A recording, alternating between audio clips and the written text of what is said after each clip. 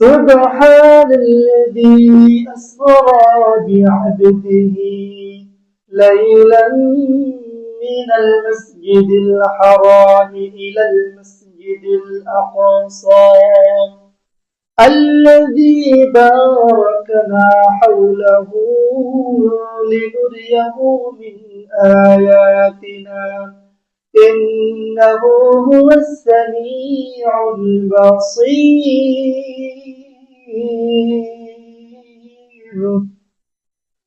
وقال النبي صلى الله عليه وسلم لما انتهينا إلى بيت المقدس قال جبريل بإصبعه فخرق به الحجر وشد به البراق أو كما قال عليه الصلاة والسلام.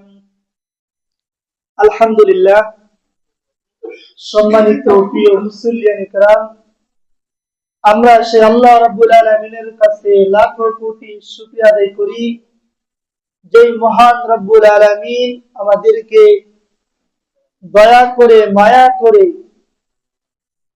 তার ইহসানে সম্মানিত একটি মাসে সম্মানিত একটি দিনে রজব মাসের আজকে 9 তারিখ, তো এটা সম্মানিত একটি মাস এবং সর্বশ্রেষ্ঠতম একটি দিন। এই দিনে আসার বসার তৌফিক দান করলেন, এই জন্য আমরা কালিমাত শুকর আদায় করি, মন থেকে বলি আলহামদুলিল্লাহ। আমার আপনার সর্বশেষ পয়গম্বরের প্রতি আমরা দুরূদ ও সালাম পেশ করি, মন থেকে বলি সাল্লাল্লাহু আলাইহি ওয়াসাল্লাম।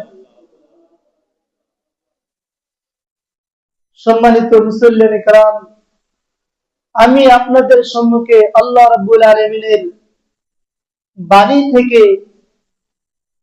একটি আয়াতে কারিমা পেশ করেছি।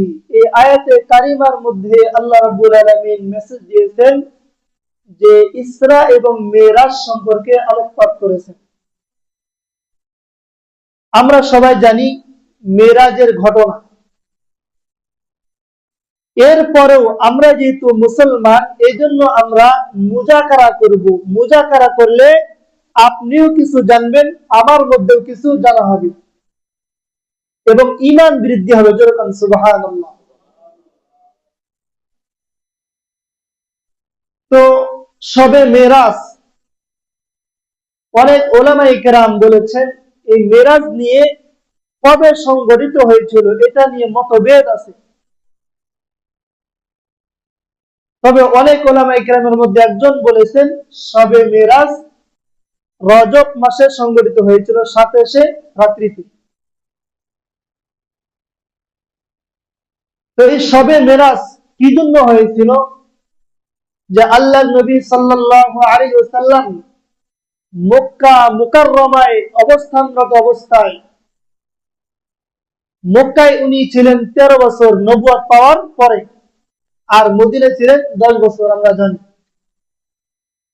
তো এই মক্কায় 13টি বছর অবস্থান করার শেষ দিকে প্রায় আল্লাহর নবী সাল্লাল্লাহু আলাইহি ওয়াসাল্লাম যখন ইসলাম প্রচার করতে লাগলেন, শুরুর দিক দিয়ে আল্লাহর নবী অনেক কষ্ট মুজাহিদা করেছেন ইসলামের দাওয়াত দিতে গিয়ে। এক পর্যায়ে যখন নবীজি সাল্লাল্লাহু আলাইহি ওয়াসাল্লাম ইসলামের দাওয়াত দিতে দিতে যখন মানুষকে তার দিকে এবং রবের দিকে আনতে শুরু করলেন এবং মানুষও আল্লাহর দ্বীনের দিকে যখন ধাবিত হতে শুরু করলো, তখন মক্কার কাফের মুশরিক বেঈমানেরা তাদের চুলকানি শুরু হয়ে গেল। যেরকম সুবহানাল্লাহ। তখন আস্তে আস্তে তাদের চুলকানি বেড়ে চলতে লাগলো, তাদের নাক কাটা যাবে, সমাজে ইসলাম প্রচার হয়ে যাবে, তাদের সহ্য হচ্ছিল না। আবার তখনই বিশ্বনবী সাল্লাল্লাহু আলাইহি ওয়াসাল্লামের চাচা, প্রিয় চাচা আবু তালেব ওই বছরে ইন্তেকাল করেন এবং পরপরেই তার প্রিয়তমা স্ত্রী হযরতে খাদিজা রাদিয়াল্লাহু তাআলা আনহা ইন্তেকাল করেন। অর্থাৎ আবু তালেব ইন্তেকাল করলেন এবং তার প্রিয়তমা স্ত্রী হযরত খাদিজা রাদিয়াল্লাহু তাআলা আনহা তিনিও ইন্তেকাল করলেন পাশাপাশি কয়েকদিন ব্যবধানে। আল্লাহ নবী সাল্লাল্লাহু আলাইহি সাল্লাম দুইজন প্রিয় মানুষ ইন্তেকাল করার পর তার মনটা কেমন জানি ভেঙে গেল, মন খারাপ হয়ে গেল। এই জন্য ইসলাম ওই দিনকে বলা হয় আমুল হুজুন, নবীজি সাল্লাল্লাহু আলাইহি সাল্লামের দুঃখের যুগ, দুঃখের বছর। তো ওই বছরটাকে দুঃখের বছর বলা হয়। আল্লাহ নবী সাল্লাল্লাহু আলাইহি সাল্লামকে আল্লাহ রাব্বুল আলামিন তাকে সান্ত্বনা দেওয়ার জন্য আল্লাহ রাব্বুল আলামিন তাকে তার কাছে নেওয়ার জন্য দাওয়াত করলেন। জোরে কন্যা সুবহানাল্লাহ। তা আল্লাহ রাব্বুল আলামিনের দাওয়াত পেয়ে তিনি ইসরা এবং মেরাজ করবেন। তো আল্লাহ নবী সাল্লাল্লাহু আলাইহি ওয়াসাল্লাম মক্কা মুকাররমায় হেরেম শরীফে সাহাবায়ে কেরামদেরকে নিয়ে ইশারে নামাজ আদায় করলেন। অতঃপর হেরেম শরীফের একটি জায়গা আছে হাতিমে কাবা, যারা হজ্জে গিয়েছেন বা উমরায় গিয়েছেন তারা অবশ্যই দেখেছেন যে হাতিমে কাবা একটা দৃশ্য আছে হেরেম শরীফের পাশেই। যারা যান নাই আল্লাহ তাআলা আমাদের সবাইকে তৌফিক দান করুন যাতে আমরা সেই জায়গাকে দেখতে পারি। সবাই বলেন আমিন। তো এই হাতিমে কাবায় আল্লাহ নবী সাল্লাল্লাহু আলাইহি সাল্লাম বিশ্রাম করতেছিলেন এবং তন্দ্রা বিশিষ্ট ছিলেন, ঘুমিয়ে গেছিলেন। একটা কথা খেয়াল রাখবেন, নবী রাসূলদের দেহ ঘুমায় কিন্তু তাদের অন্তর ঘুমায় না। যেরকম সুবহানাল্লাহ। তাদের কলব জাগ্রত থাকে, তাদের দেহ ঘুমায় ঠিক, তাদের অন্তর জাগ্রত থাকে। তো আল্লাহ নবী সাল্লাল্লাহু আলাইহি সাল্লাম সেই হাতিমে কাবায় তন্দ্রা বিশিষ্ট ছিলেন।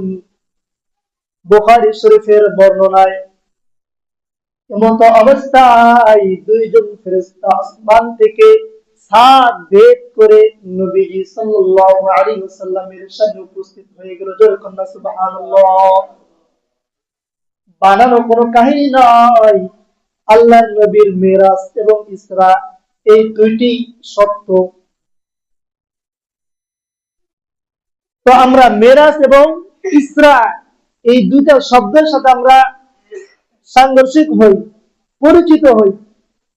ইসরা বলা হয় রাত্রিকালীন ভ্রমণকে ইসরা বলা হয় এবং মেরাজ বলা হয় ঊর্ধ্ব ভ্রমণ, উপরের দিকে ভ্রমণ করাকে মেরাজ বলা হয়। তো আমরা শুনতেছিলাম দুইজন ফেরেশতা আসমান থেকে ছাদ ভেদ করে নবীজি সাল্লাল্লাহু আলাইহি সাল্লামের সামনে উপস্থিত হলেন। এসে দেখেন প্রিয় নবী মুস্তাফা সাল্লাল্লাহু আলাইহি সাল্লাম ঘুমিয়ে আছেন, শায়িত আছেন। আস্তে করে তাকে জাগ্রত করা হলো। এরপর জাগ্রত করার পর আল্লাহ নবী সাল্লাল্লাহু আলাইহি সাল্লামকে হিরম শরীফের পাশেই আবে চমচম নামে কূপ আছে, সেই কূপের কাছে তার হাত ধরে তাকে নিয়ে যাওয়া হলো এবং সেখানে শায়িত করা হলো, শুয়ে দেওয়া হলো। জিবরাইল আলাইহিস সালাম ফেরেশতাগণ তাকে শোয়ানোর পর তার বুককে চাক করে দিলেন, তার বুক ফেটে দিলেন, কেটে দিলেন। হাদিসের মধ্যে আছে বুকের শুরু থেকে নিয়ে নাভি পর্যন্ত তার বুককে চাক করে দিলেন, কেটে দিলেন। এটাকে বলা হয় ওপেন হার্ট সার্জারি ডাক্তারি ভাষায়। এই পৃথিবীর বুকে সর্বপ্রথম আমার আপনার প্রিয় নবী হযরত মুহাম্মদ মুস্তাফা সাল্লাল্লাহু আলাইহি সাল্লামের হার্ট ওপেন হার্ট সার্জারি হয়েছে। বলেন সুবহানাল্লাহ। সেখান থেকেই আজ বিজ্ঞানীরা সাহস করেছে এবং তারা সাকসেস হয়েছে যে না, সম্ভব মানুষের হার্টকে চাক করে অপারেশন করা যায়। যেরকম সুবহানাল্লাহ। এই আমার আপনার প্রিয় নবীর জীবনের দুইবার তাকে এই ওপেন হার্ট সার্জারি করা হয়।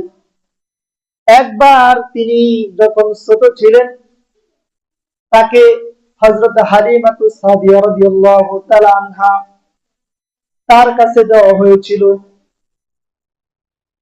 হযরত হালিমাতুস সাদিয়া রাদিয়াল্লাহু তাআলা আনহা এর ঘরে থাকা অবস্থায় হালিমার একজন ছোট সন্তান ছিল এবং নবীজি সাল্লাল্লাহু আলাইহি ওয়াসাল্লাম এই দুইজন ভাই তারা ছিল। ওই নবীজি সাল্লাল্লাহু আলাইহি ওয়াসাল্লামের দুধ ভাইয়ের সঙ্গে আমার আপনার প্রিয় শিশু নবী বকরি চড়াইতে গিয়েছিলেন মাঠের মধ্যে। আল্লাহর নবীর খুব ইচ্ছে ছিল বকরি চড়াইতে, এই জন্য দুধ ভাইয়ের সঙ্গে সেও মাঠে গিয়েছিল বকরি চড়াইতে। এক পর্যায়ে যখন তারা বকরি চড়াইতেছিল মাঠের মধ্যে, তখন দুইজন ফেরেশতা সাদা পোশাক পরিহিত অবস্থায় আসমান থেকে নেমে এসে নবীজি সাল্লাল্লাহু আলাইহি ওয়াসাল্লামকে ধরলেন এবং জমিনের মধ্যে শায়িত করে দিলেন এবং তার বুক সেই ছোটবেলায় এখান থেকে নাভি পর্যন্ত চাক করে দিলেন। যেরকম না সুবহানাল্লাহ। এই দৃশ্য দেখার পর তার দুধ ভাই দৌড়ে ভয়ে কাঁপে বাসায় চলে এসে তার মাকে ডাকতে শুরু করলো, আয় মা। মাকে ডেকে ডেকে বলতে লাগলো যে আমার দুধ ভাই মুহাম্মদ সাল্লাল্লাহু আলাইহি ওয়াসাল্লামকে দুইজন আদমি, দুইজন মানব এসে তাকে জমিনের মধ্যে শায়িত করে দিয়েছে এবং বুক থেকে নাভি পর্যন্ত তার বুককে চিরে ফেলেছে, সবকে সদর করে দিয়েছে। এই সংবাদ শোনার পর হালিমাতুস সাদিয়া তারা বলেন, আমরাও ঘাবড়িয়ে গেলাম, হায় হায় এ কি ঘটনা, আশ্চর্যজনক ঘটনা। সঙ্গে সঙ্গে মাঠের দিকে রওনা হয়ে গেল তারা। গিয়ে দেখেন শিশু নবী সাল্লাল্লাহু আলাইহি ওয়াসাল্লাম জমিনের মধ্যে শায়িত আছে, জীবিত আছে। তার মুখ কেমন জানি ফ্যাকাশে হয়ে গেছে, কিন্তু তিনি পরিপূর্ণ সুস্থ। যেরকম না সুবহানাল্লাহ। এই যে ফেরেশতাগণ তার বুককে চাক করে দিয়েছেন, হালিমাতুস সাদিয়া রাদিয়াল্লাহু তাআলা আনহা তার জবান থেকে শ্রবণ করলেন কি কি করা হলো। বিশ্ব নবী সাল্লাল্লাহু আলাইহি ওয়াসাল্লাম বললেন, আমি কিছু জানি না, তবে আমি এতটুকুই জানি দুইজন ফেরেশতা এসে আমাকে জমিনের মধ্যে শায়িত করলেন। এরপর আমার বুক চিরে আমার বুকের মধ্যে হৃৎপিণ্ডটা কলবকে বের করে পাশে জমজমের পেয়ালার মধ্যে সেই কলবটাকে পরিশোধন করলেন, সংশোধন করলেন, ধুয়ে পরিষ্কার করলেন এবং ফেরেশতাগণ একটি বুকের ভিতর থেকে কালো অংশ বের করে বলল, এটা হলো শয়তানের অংশ। একটা অংশ ছিল কালো, এটা বের করে বলল যে এটা শয়তানের অংশ। অর্থাৎ যুবকদের মধ্যে, শিশুদের মধ্যে এক ধরনের শয়তানি আচরণ থাকে, দুষ্টুমির আচরণ থাকে, খেলাধুলার আচরণ থাকে।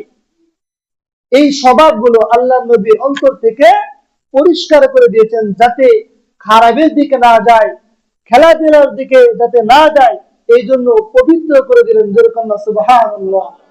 এবং সেই কলবের মধ্যে হিকমা এবং জ্ঞান দ্বারা পরিপূর্ণ করে দিলেন। অনুরূপভাবে এই মিরাজের সময় আল্লাহ নবী সাল্লাল্লাহু আলাইহি সাল্লামকে বাইতুল্লাহ শরীফ থেকে নিয়ে জমজমের কাছে নিয়ে গিয়ে তার বুককে চিরে ফেললেন। এরপর আবে জমজমের পানি দ্বারা তার হৃদয়কে সুন্দরভাবে পবিত্র করে দিলেন। এরপর স্বর্ণের পেয়ালার মধ্যে ইলম এবং হিকমা দ্বারা তার বুকের মধ্যে ঢালিয়ে দিলেন এবং সেই বুককে সেলাই করে দিলেন। যেরকম সুবহানাল্লাহ। ইলম এবং হিকমা দ্বারা তার বুককে পরিপূর্ণ করে দিলেন। এরপর সেই দুইজন ফেরেশতা বিশ্বনবী সাল্লাল্লাহু আলাইহি ওয়াসাল্লামকে বাইতুল্লাহ শরীফ থেকে বাইতুল মুকাদ্দাসে নিয়ে যাবেন, বাইতুল আকসা মসজিদ, সেখানে নিয়ে যাবেন। এই জন্য আল্লাহ রাব্বুল আলামিনের পক্ষ থেকে দেওয়া একটি বোরাক নামক প্রাণী পাঠাইলেন জান্নাত থেকে। কিসে থেকে? জান্নাত থেকে একটা বোরাক নামক প্রাণী পাঠাইলেন। এই বোরাক, সেটা বোরাক ছিল গাধার চেয়ে একটু ছোট এবং ঘোড়ার চেয়ে একটু ছোট, গাধার চেয়ে একটু বড়। এই বোরাক। এই বোরাকে যখন আল্লাহ নবী সাল্লাল্লাহু আলাইহি ওয়াসাল্লাম আরোহণ করবেন, পা দিবেন, এমন সময় বোরাক লাফালাফি করতে লাগলো, ছোটাছুটি করতে লাগলো। বোরাক বোঝে নাই যে এটা আল্লাহ নবী সাল্লাল্লাহু আলাইহি ওয়াসাল্লাম, যে পৃথিবীর সর্বশ্রেষ্ঠ একজন মানব। বোরাক বুঝতে পারে নাই। এজন্য জিবরাইল আলাইহিস সালাম বোরাককে থামিয়ে দিয়ে বলল, হে বোরাক, তুমি কি জানো ইনি কে?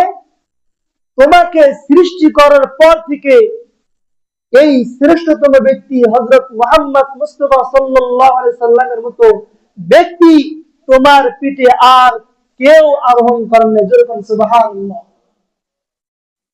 এই কথা শুনে বোরাক লাফালাফি করার থেকে থেমে গেল, সুন্দর করে আদব মতো দাঁড়িয়ে গেল। যেরকম সুবহানাল্লাহ। যেই বোরাক লাফালাফি করতেছিল, এই কথা শোনার সঙ্গে সঙ্গে বোরাক থেমে গেল। শুধু থেমেই শেষ নয়, সেই বোরাকের শরীর থেকে ঘেমে সেই বোরাক ভিজে গেল ভয়ে। হায় হায়, কার সামনে আমি দুষ্টামি করতেছিলাম, যে রাহমাতুল লিল আলামিন, পৃথিবীর সর্বশ্রেষ্ঠ মানব। দেখবেন, আমি আপনি যদি কোনো দামি নামি ব্যক্তির সামনে দাঁড়াই, সেখানে দুষ্টামি করার কোনো সুযোগ থাকে না। কেমন যেন ভয় কাজ করে, ঠিক কিনা? আদব কাজ করে, যে বিবেকে বাধা দেয় আমি তার সামনে কিভাবে আদবের খেলাপ করি। তো সঙ্গে সঙ্গে পরে ঘেমে গেল, গর্মাক্ত হয়ে গেল, এবং আল্লাহ রাসূল সাল্লাল্লাহু আলাইহি ওয়াসাল্লাম সেই বোরাকে আরোহণ করলেন। এবং সেই বোরাকের পাওয়ার কি ছিল শুনুন, কি পরিমাণ দ্রুতগামী সেই বোরাক ছিল। হাদিসের মধ্যে আসছে যে এই বোরাকের চোখের জ্যোতি যত দূর পর্যন্ত যেত, তার পায়ের খুর সেই সীমানায় গিয়ে থামতো। যেরকম সুবহানাল্লাহ। একটা কদম ওই পর্যন্ত যেত। এই বোরাকের দৃষ্টি সীমা যত দূর পর্যন্ত যেত, সেখানে তার পায়ের খুর এক কদম চলত। এত দ্রুতগামী বোরাক ছিল। তো এই মুহূর্তের মধ্যেই আল্লাহ নবী সাল্লাল্লাহু আলাইহি ওয়াসাল্লাম বাইতুল্লাহ শরীফ থেকে বাইতুল মুকাদ্দাসে চলে গেলেন। মুহূর্তের মধ্যেই বাইতুল মুকাদ্দাসে যাওয়ার পর আল্লাহ নবী সাল্লাল্লাহু, সেখানে তার পায়ের খুর এক কদম চলত। এত দ্রুতগামী বোরাক ছিল। তো এই মুহূর্তের মধ্যেই আল্লাহ নবী সাল্লাল্লাহু আলাইহি ওয়াসাল্লাম বাইতুল্লাহ শরীফ থেকে বাইতুল মুকাদ্দাসে চলে গেলেন। মুহূর্তের মধ্যেই বাইতুল মুকাদ্দাসে যাওয়ার পর আল্লাহ নবী সাল্লাল্লাহু আলাইহি ওয়াসাল্লাম সেখানে প্রবেশ করলেন এবং সেখানে সর্বপ্রথম সাক্ষাৎ করলেন যে হযরত মূসা আলাইহিস সালাতু ওয়াস সালামের সঙ্গে। সুবহানাল্লাহ। যে সেখানে দেখেন যে মূসা আলাইহিস সালাম নামাজ পড়তেছেন, যে তার দেহে ছিপছিপে এবং দীর্ঘ দেহী দেহের অধিকারী ছিলেন। এবং এরপর দেখলেন যে হযরত ঈসা আলাইহিস সালাম, যিনি মাঝারি ধরনের গঠনের অধিকারী ছিলেন, তার চুলগুলো ছিল চাকচিক্যময়, সুন্দর। এরপর দেখা হলো হযরতে ইব্রাহিম আলাইহিস সালাতু ওয়াস সালাম। নবীজি বলেন যে ইব্রাহিম আলাইহিস সালামকে দেখতে হুবহু প্রায় আমার মতো। যেরকম সুবহানাল্লাহ। তো এই জন্য দেখবেন যে আমরা দুরূদ শরীফ পাঠ করি, ইব্রাহিম আলাইহিস সালামের নাম আছে, আল্লাহুম্মা সাল্লি আলা মুহাম্মাদিন ওয়া আলা আলি মুহাম্মাদ কামা সাল্লাইতা আলা ইব্রাহিম ওয়া আলা আলি ইব্রাহিম ইন্নাকা হামিদুম মাজিদ। সাল্লাল্লাহু আলাইহি ওয়াসাল্লাম। শুধু তাই নয়, ইব্রাহিম আলাইহিস সালাম হিজরত করেছেন, আমাদের নবীও কি হিজরত করেছেন। হিজরতের সময় ইব্রাহিম আলাইহিস সালামের সঙ্গী ছিলেন হযরতে সারা এবং হাজরা রাদিয়াল্লাহু তাআলা আনহা। এবং আমাদের নবীও হিজরত করেছেন। মিল আছে, আর অনেক মিল আছে। তো এই জন্য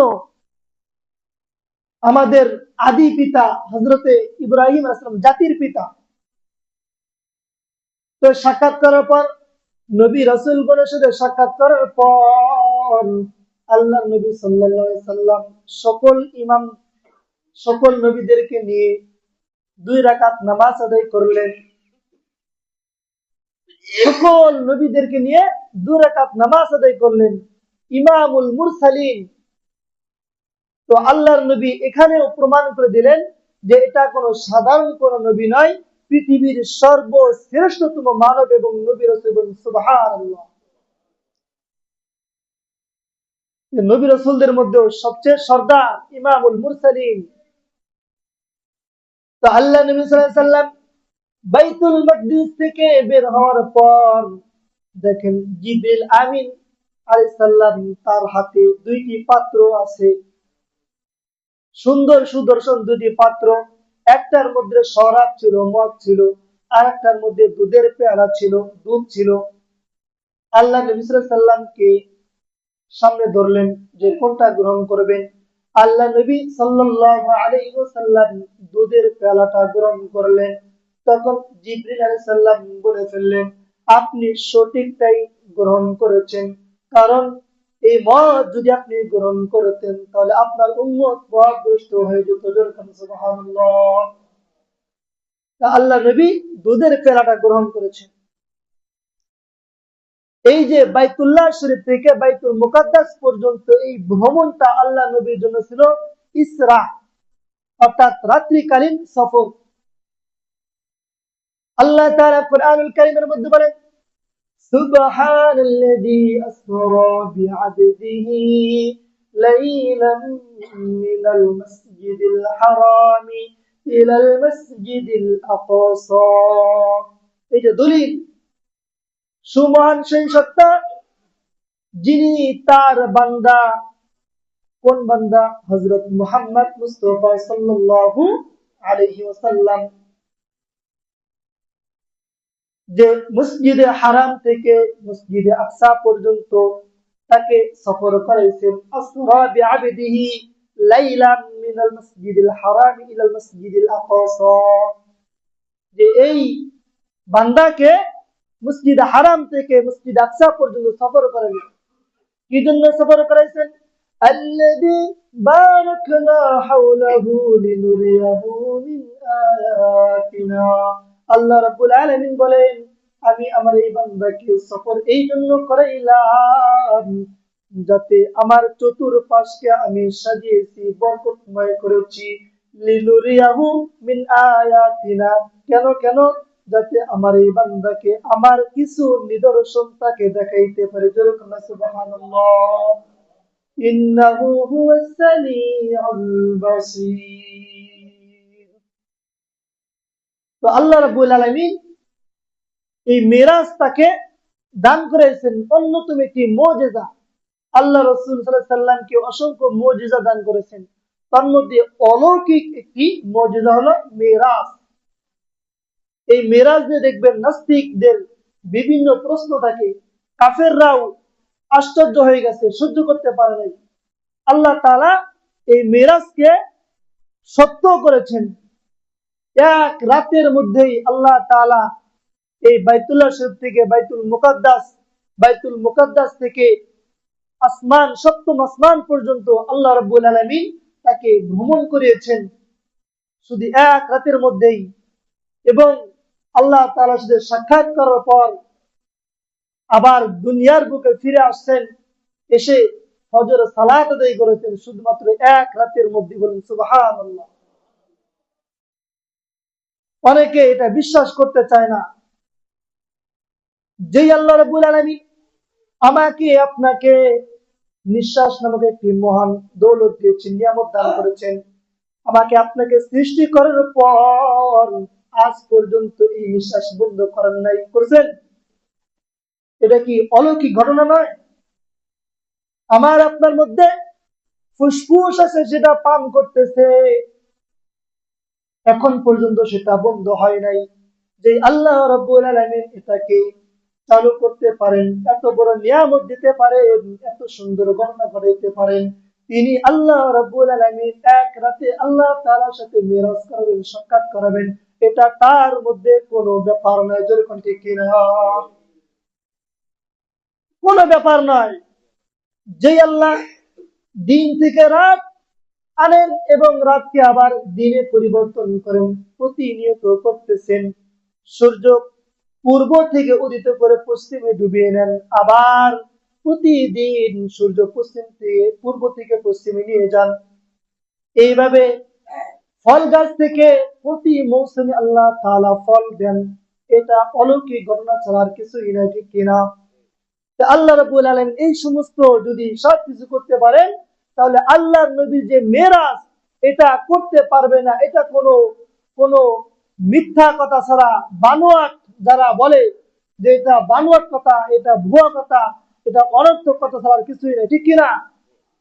যে আল্লাহ নবীর মেরাজ 100% সত্য, কারণ কোরআন আমাদের দলিল। তো আল্লাহ রাব্বুল আলামিন আল্লাহ রাসূল সাল্লাল্লাহু আলাইহি সাল্লামকে বাইতুল মুকাদ্দাস পর্যন্ত নিয়ে আসলেন বোরাক নামক প্রাণী দিয়ে। এরপর আল্লাহ রাসূল সাল্লাল্লাহু আলাইহি সাল্লাম মেরাজ করবেন, ঊর্ধ্বগমন করবেন, অর্থাৎ আল্লাহ রাব্বুল আলামিনের সাথে সাক্ষাৎ করবেন। সপ্তম আকাশ পর্যন্ত তিনি উদিত হবেন। আমরা যে প্রথম আসমান দেখি, তারকা দেখি, চন্দ্র দেখি, যা কিছুই দেখি, এটা হলো সব কিছুই হলো প্রথম আসমান, যেরকম সুবহানাল্লাহ। এরপর আরো 6টি আসমান রয়েছে এবং স্থান সপ্তম আসমানে আমাদের রব, প্রভু, মালিক, তিনি সেখানে আসন গ্রহণ করেছেন, যেরকম সুবহানাল্লাহ। তো যেহেতু সময় কম, তো আমরা আগামী জুমার দিনও আমরা এই মেরাজ সম্পর্কে আলোকপাত করবো। আমার তৌফিক ইল্লা বিল্লাহ। এই সমস্ত ঘটনাগুলো বললে আমাদের ঈমান বৃদ্ধি পাবে এবং ইসলামিক বিষয় ধারণা হবে, ঠিক কিনা? তো আল্লাহ তাআলা আমাদের সবাইকে নেক হায়াত দারাজ করুন এবং সবাইকে সুস্থতা নিয়ামত দান করুন। সবাই বলেন আমিন। ওয়া আখির দাওয়ানা আলহামদুলিল্লাহি রাব্বিল আলামিন। যারা সাদা সুন্নাত করে চিন্তা করুন।